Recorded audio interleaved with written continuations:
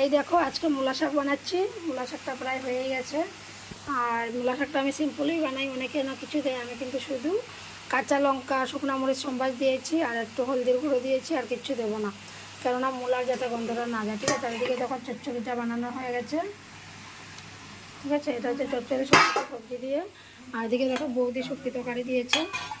আর এখানে আরও কি আছে সবজি, এটা আলু বেগুনের ভাজা সকালে হয়েছিল।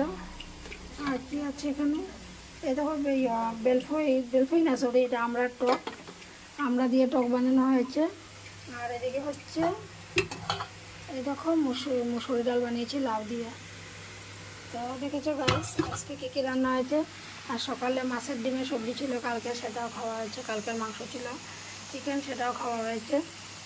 তো দেখলে তো আজকে যে রান্নাঘরে কী হয়েছে, এই রান্নাঘরে না দিনটা চলে যায়, ভালো লাগে না।